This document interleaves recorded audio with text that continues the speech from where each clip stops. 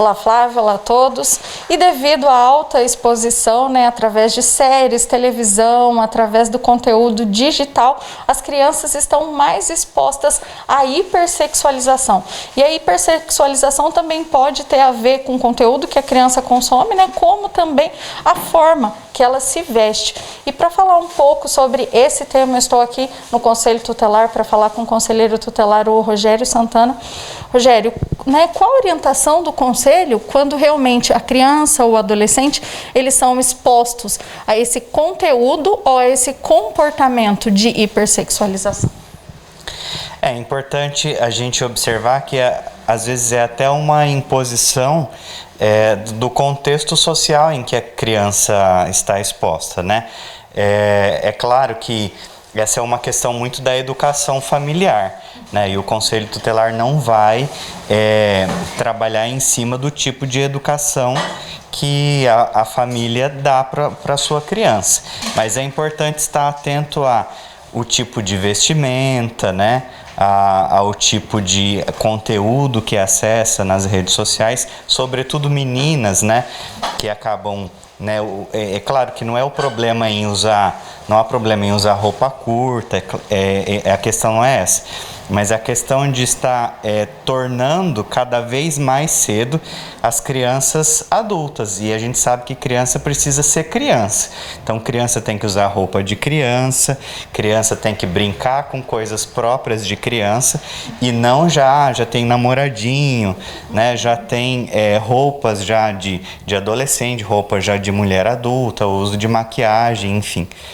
Quando a criança é exposta constantemente a esse tipo de conteúdo, ao longo do desenvolvimento, quais são as consequências? Então, a criança pode já desenvolver aflorar uma sexualidade mais recentemente. E isso pode trazer consequências, principalmente em relação à vida sexual, que pode ser a possibilidade de um abuso, né? Questões que vão deixar essa criança mais vulnerável pelo fato de estar sendo exposta a situações de sexualidade. Então a gente até orienta aos pais, por exemplo, a nunca, mesmo que seja muito bebezinho, a nunca praticarem um ato sexual na presença da criança. Porque até a psicologia afirma, esse não é a minha área, mas a psicologia afirma que isso fica no inconsciente da criança, né? E isso depois pode acarretar essa sexualização precoce.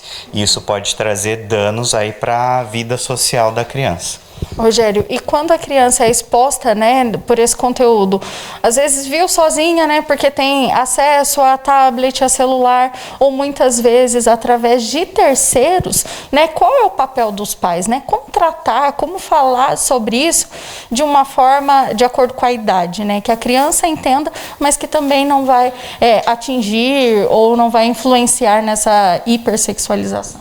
Como a gente sempre fala aqui na TV Cultura, né, é importante o diálogo, né? Conversar com a criança sobre essa situação, né? Essa questão da sexualidade. Então, tornar isso um tabu acaba sendo muito pior. Então, o diálogo é importante. Se às vezes o pai ou a mãe tem dificuldade, pede para uma outra pessoa, né? Alguém que tenha mais facilidade de tratar desse assunto, para que a criança não seja totalmente vendada sobre a questão da sexualidade, mas ela precisa entender e entender que na idade dela, é preciso que ela seja criança, que vai ter o momento certo dela descobrir o que é, dela entender realmente do que se trata, mas que agora não é o momento, que agora é hora de ser criança. E quando a criança é exposta, né, por exemplo, a filmes pornográficos ou tem acesso direto a algum tipo de música, algum adulto pede para que ela dance de algum jeito,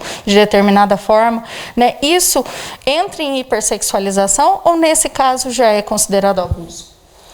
Então, é uma situação que não se enquadra ainda no abuso, a menos que a gente identifique que existe uma intenção por trás, né? Então a gente precisa estar muito atento ao tipo de comportamento dessa pessoa que pode estar aí por trás como sendo um possível agressor, né? Um abusador, mas também é importante, muito importante, O monitoramento dos pais. Os pais têm que estar muito atentos àquilo que os filhos veem no celular, no tablet, no computador, aquilo que eles têm acesso, né? Então, o uso excessivo das telas, principalmente agora na pandemia, que a gente está cada vez mais conectado, e as crianças dessa geração ainda muito mais. Então, o monitoramento dos pais é fundamental para que não haja esse tipo de situação e as crianças não fiquem expostas a um conteúdo que é inapropriado para a idade delas.